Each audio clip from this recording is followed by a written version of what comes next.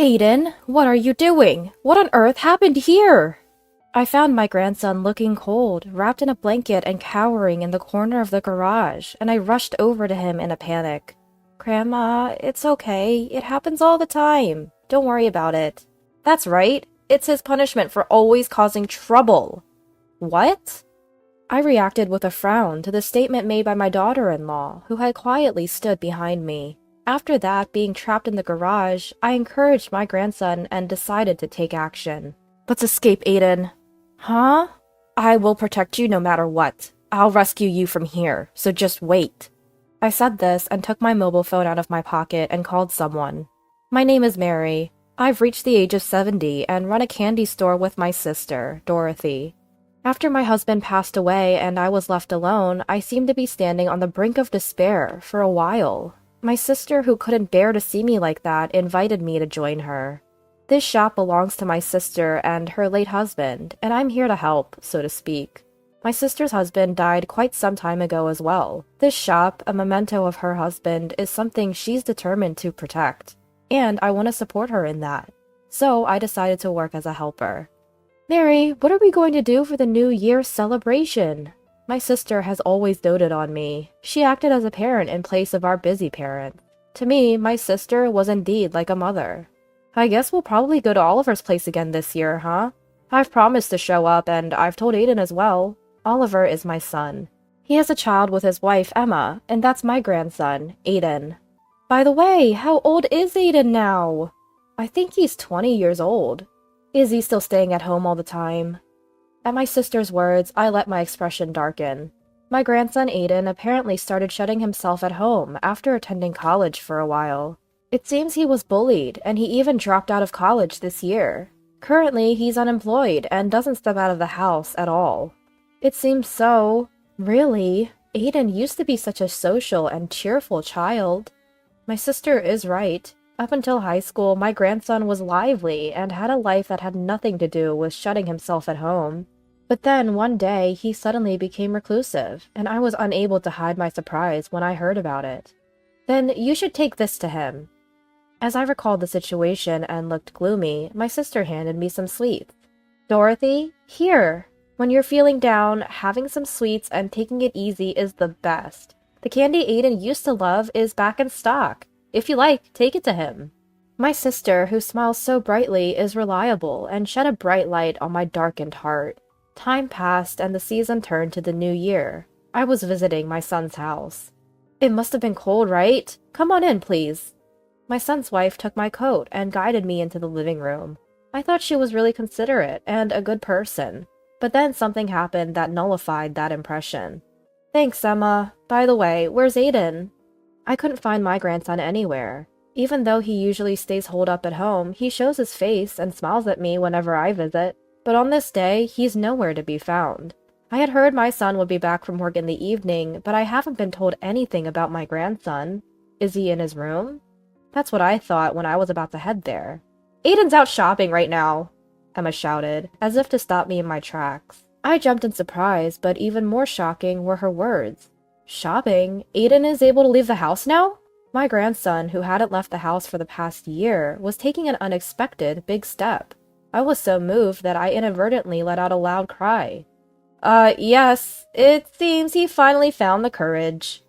I felt the slight unease in Emma's forced smile. But at that moment, I didn't dig into it, because my son's wife was truly devoted and dependable.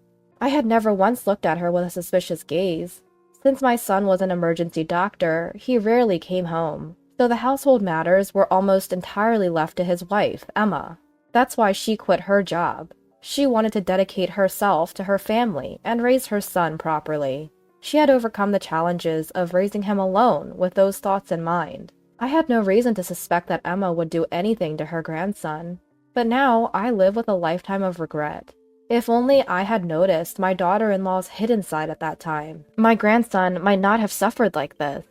I'm making your favorite steak for dinner tonight, Mary. Oh my, you didn't have to go to all that trouble. Not at all. You've always been so good to us. Please, let me do this much. Thank you. Here, this is for Aiden. The candy that Aiden used to love is back in stock. Saying that, I handed over a box of assorted candies, and she smiled at me with pleasure. I was helping Emma prepare dinner, but when I looked at the clock, it was already past 7 p.m. Speaking of which, Aiden hasn't come back yet. Isn't it getting too late for shopping? He just called me. He'll be staying at a friend's house today. A friend?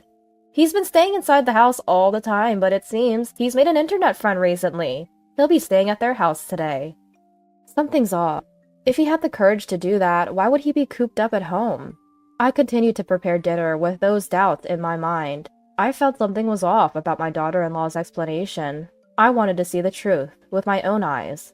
Thinking so, I slipped out of the living room while my daughter-in-law was busy preparing dinner.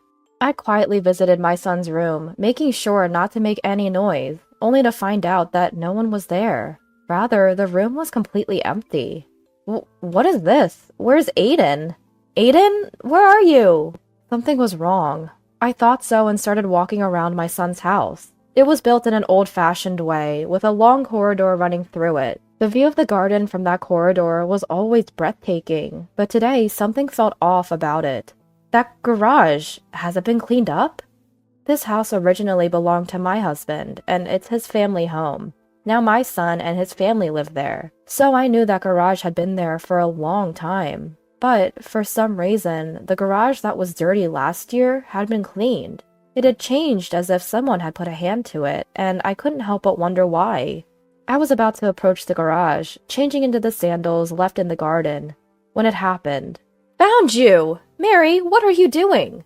My son's wife's shouting voice rang out, as if to stop me from entering the garage. Surprised by her loud voice, I involuntarily jumped back. "You suddenly disappeared, and I've been looking all over for you." "Emma, I'm sorry. I thought I'd take a look at the garden, as it's been a while." "Oh, come on. Please let me know next time. This house is so big, it's hard to notice if anything happens." Her laugh was somehow frightening, and I took a step back, forcing a smile. "Aiden came home when he heard you were here, Grandma. He's in the kitchen now. Shall we go back?" Came home. That one sentence filled me with unease again. For my grandson, who had been staying home, a chance to play with friends should have been extremely valuable. I was happy that he was pleased to see me, but would he really come home just because of that? My suspicions grew towards my son's wife as we headed back to the living room together. But on the way, I didn't overlook it. The fact that my grandson's shoes were next to the garage. And after this, I was to find out that my grandson had been leading a truly desperate life. "Come on, the steak is ready. Let's eat."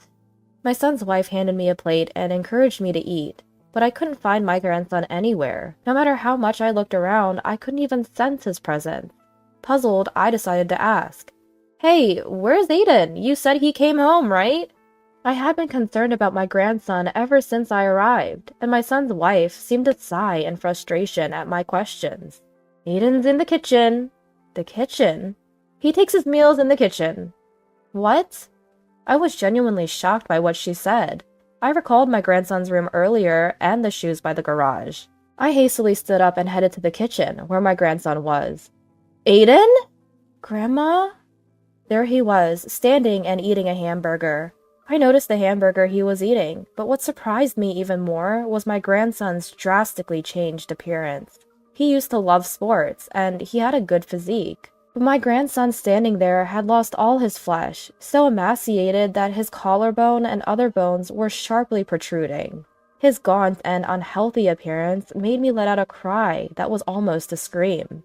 "Aiden, what happened to you? Your body." "Grandma, please help."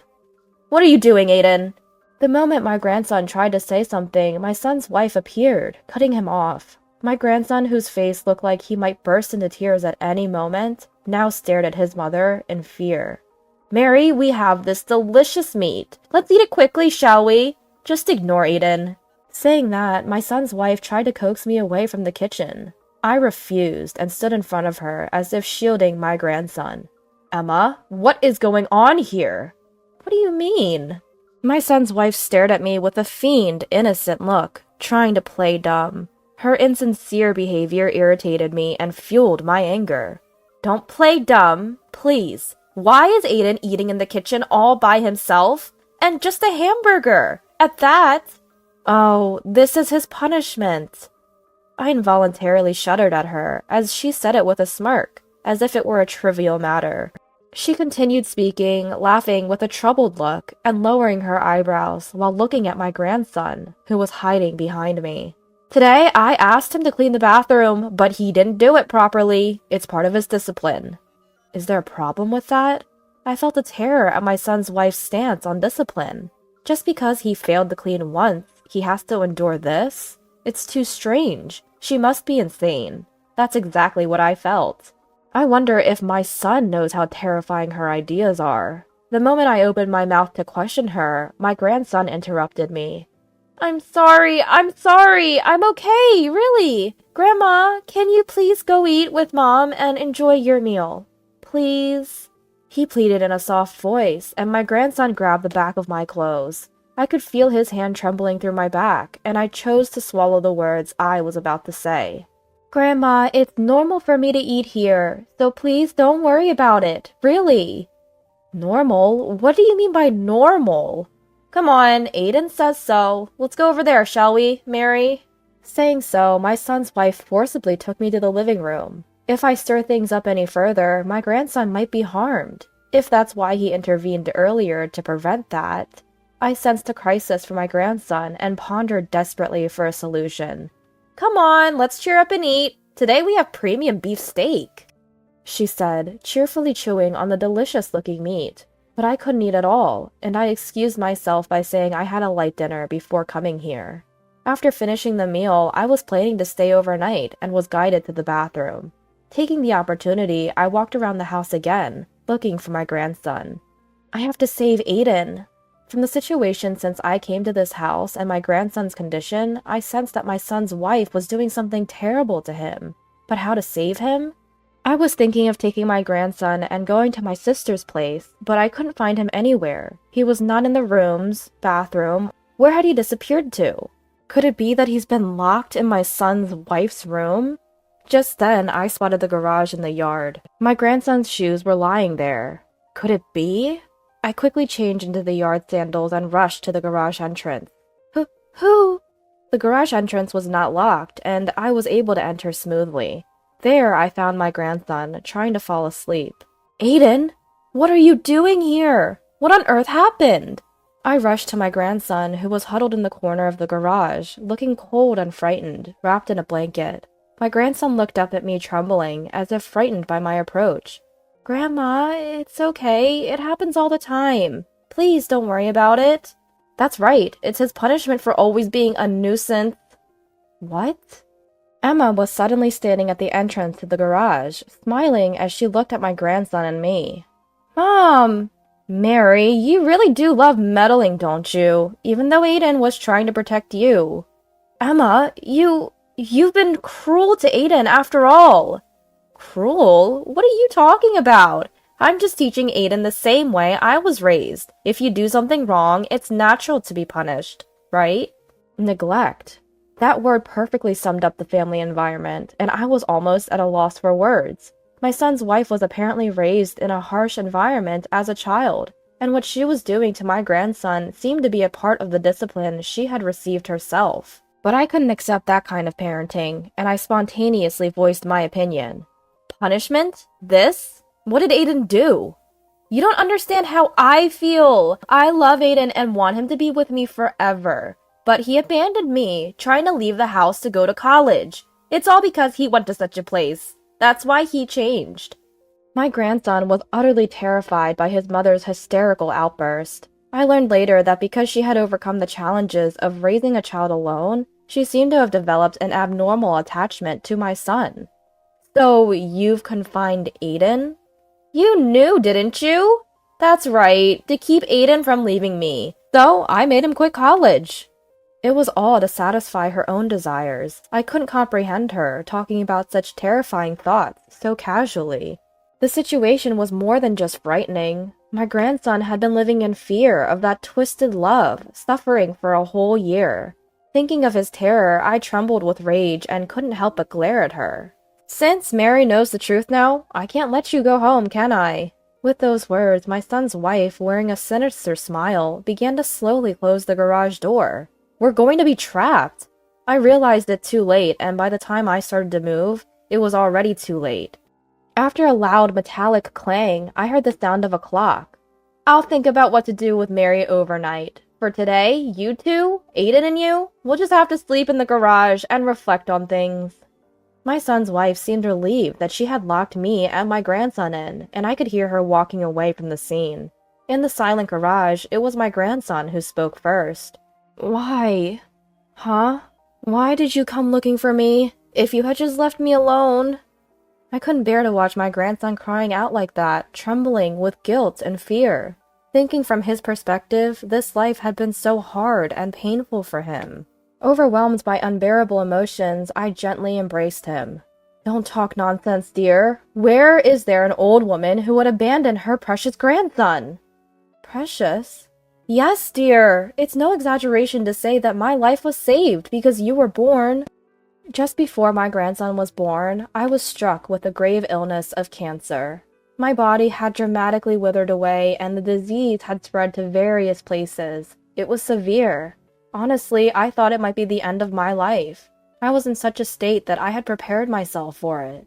During that time, Emma was in a dangerous situation during childbirth for both mother and child. It was such a difficult delivery that they were issuing warnings. But my grandson was born. At the time of his birth, I expressed profound gratitude to my son's wife, and although I had been ready for the end of my life, my grandson gave me the courage and hope to live. So you see, I decided that I must protect you. It's because of your resilience which saved my life that I have been able to live this long. My grandson listened quietly to my gentle words, and then perhaps overwhelmed by a wave of both pain and joy, he began to cry quietly, embracing me in return. I really want to run away. I want to leave here and go somewhere Mom isn't. I'm scared of Mom. If I voice any opinion, she starts screaming like she's a different person. If I didn't listen to her, I'd be locked in this garage since I was little. Even if I escaped, she would file a missing person report and I'd be caught right away. There's no escape. I had no idea that my son's wife's behavior was tormenting my grandson like this. From what he told me, all his friends were taken away by my son's wife, and there was no one to help him. It seemed he had given up hope of escaping from my son's wife. Now I'm stuck with this weak body. I'm really pathetic, aren't I? I found it painful to see my grandson's forced smile. I could feel my body trembling with anger. Let's run away, Aiden. Huh? I will protect you no matter what. I will rescue you from here, so just wait. I said this and pulled out my mobile phone from my pocket, calling someone. Hello? Mary? What's going on? The person on the other end was my sister, and I explained the whole situation to her. Rather than getting angry, my sister thought of a way to help us first. First of all, make sure to keep each other warm so you don't get cold. Oliver's workplace is that place, right? With those words, my sister asked me for the address of my son's workplace. I was certain, but I wondered what she was planning to do, and was about to ask when she cut me off, anticipating my question. We need to teach her a lesson. I'll make her understand that her twisted love is wrong. Just wait, both of you. I'll come and rescue you soon. My sister told me this unilaterally, then hung up the phone, and we spent some time just like that. It was January, in the dead of winter. Since we were in the mountains, the temperature had dropped even further. The cold was so severe that even huddled together, my grandson and I couldn't bear it. Our words dwindled, and I felt like I might lose consciousness. Just as I was about to close my eyes with those thoughts, something happened. It sounded like a fire, or some sort of accident nearby. There was a loud noise of ambulances, fire trucks, and police cars. The sound brought me back to my senses, but something about it seemed off. It was very close, and it sounded as if they had stopped right in front of our house, perhaps. Just as I thought that, I heard the scream of my son's wife. Hey, you guys! What's going on? Over here! Quickly! Break the garage lock! Incredibly, I even began to hear my son's voice from outside. Help had arrived. With that thought, I stood up and began pounding on the garage with all my strength. I'm here! Someone! Someone please help! Save Aiden! Save my grandson! Following my cry, my grandson also began to raise his voice, calling for help. We're opening it now! Please stand back! Because the paramedic shouted that, my grandson and I moved away from the entrance. The sound of the lock being broken with machinery echoed, and the moment it was destroyed, the entrance burst open with force. "Are both of you okay? Dad?" My son, his face a mix of panic and anxiety, appeared and hugged his son as if he were jumping on him. Seeing his father's face, my grandson seemed relieved and embraced his father, crying. "Hey, what are you doing? You think this is allowed? Doing something like this without permission?"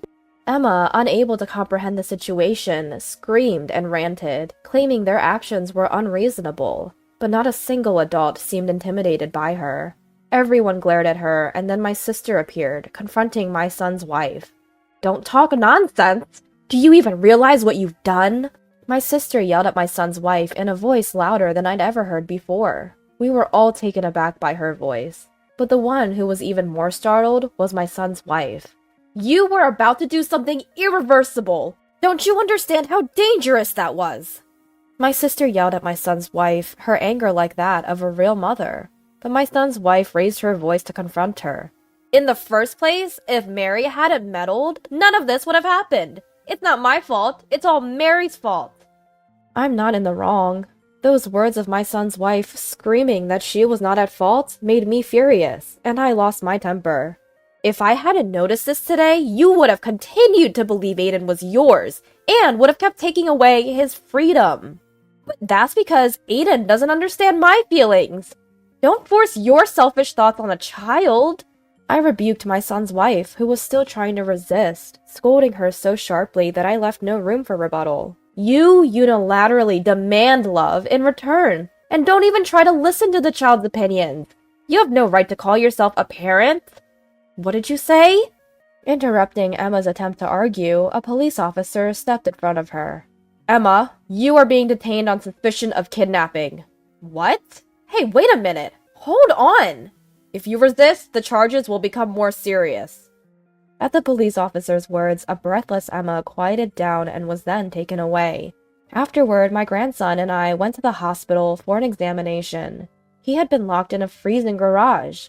There were no visible abnormalities. He underwent a thorough examination, but nothing unusual was found. However, he was hospitalized to monitor his condition for the day. "Dorothy, thank you for coming to help." "You should thank Oliver. Thanks to him quickly arranging everything, we were able to rescue him." "I'm really sorry. It's my fault for not looking after the house properly." "Oliver, that's not true. You were working hard to protect our home." "But maybe this happened because I left everything to Emma, using work as an excuse. I'm also to blame."